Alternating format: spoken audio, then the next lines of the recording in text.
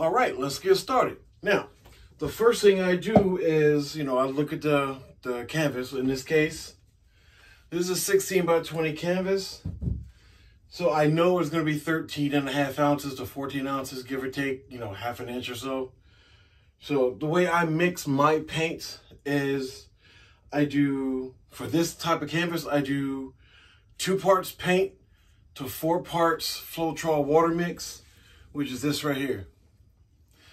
This is a 64 ounce container. So what I do is I use 32 ounces of Floetrol, 16 ounces of water. Okay, that way I don't have to add water to this once I get it fully mixed. So, and what I do, like I said, 2 ounces of paint to 4 ounces. I know everybody has their own way of mixing their Floetrol with their paint. Some use glue, some use water. But it's all about what you want to do and how you want to mix your paint. So you have to find it on your own. I can only show you how I do it. And I'm pretty sure everybody shows how they do it as well. You just have to find a mixture that works best for you.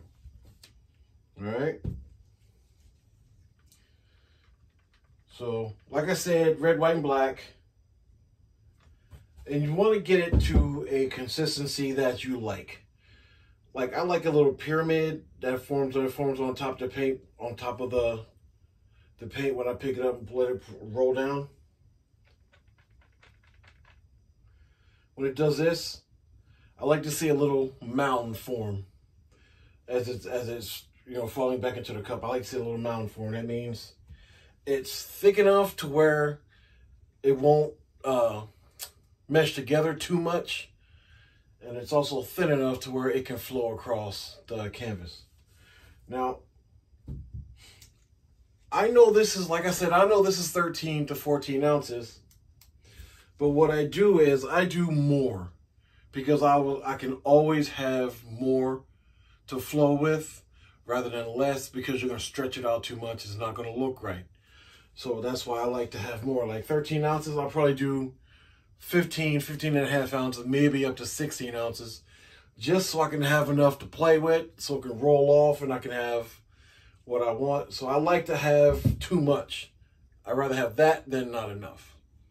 All right, with that being said, let's go ahead and get this going right here. So the first one I'm going to do is I'm going to use red. Red's going to go in here like this. Now this technique is going to be called the flip cup technique.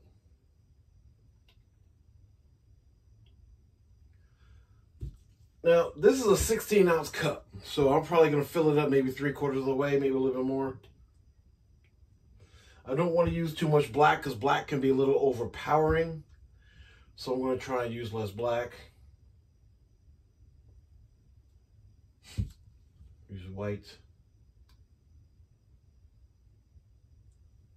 A little bit of black.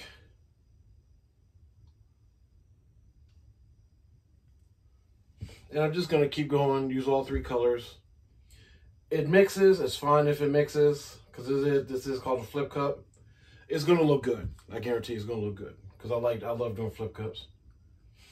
Because I love the way they look when I'm done with them, because some of them I can have a little ghosting in there. Some have a 3D effect. Some has some shading.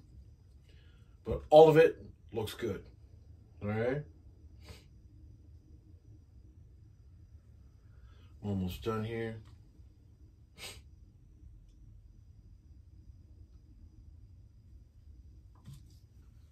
All right. I'm gonna fill this all the way up. So I just want to make sure I get everything on here that I want. That way it mixes the way I want it to mix. And flow the way I want it to flow. All right. We'll put these aside. All right, 16 ounces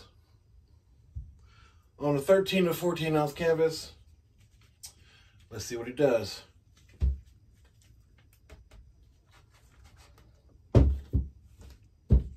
Now what I'm gonna do is I'm gonna put it in the middle. Actually, you know what, I'm put it on side.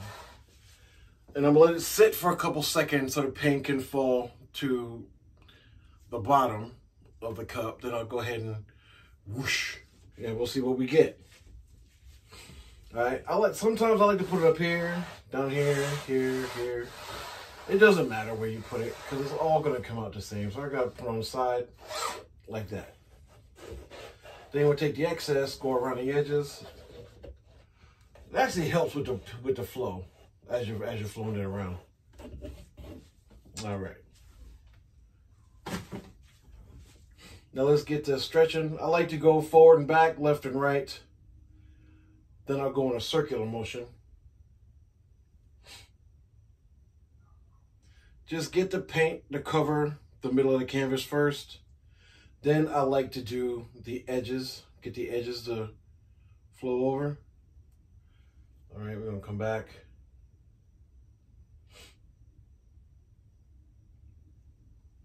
All right, now we're gonna get the edges.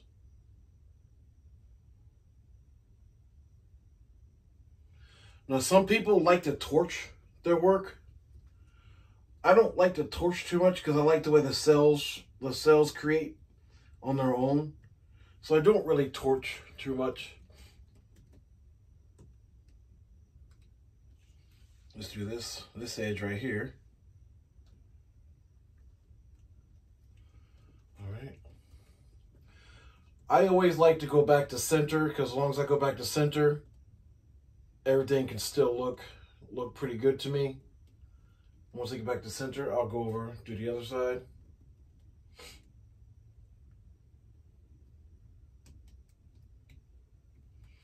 And there you go. Let's come back to center on this one.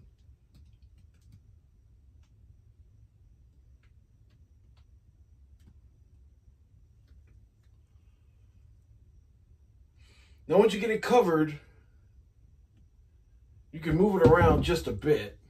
Just a bit. If you don't like a certain spot, you can go ahead and move it around. I'll bring out the white a little bit more. See if I can get it to come out. To see again, I like to have a lot so I can do this.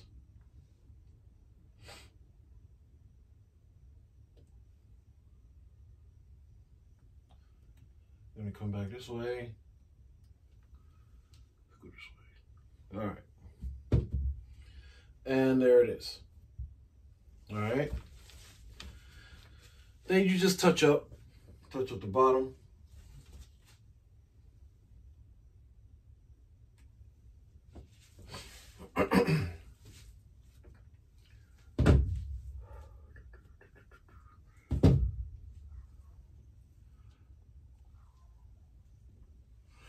And there you go. I'll do a close-up at the end of the video so I can see what it's about. But I'll do a quick show right here. There it is right there. That's the piece right there. All right. Now, if you stick around to the end of this video, I'll do a close-up. I'll put the camera right on top here. You can do it so you can see the close-up. Sorry. Talk a little too fast for my own good. So I'm gonna let it sit after this so the cells can come out more, and then it's gonna look good. All right, guys. If you liked the video, go ahead and comment, share. Let me know what you think. All right, and I'll see you in the next video. Until then, you guys take care.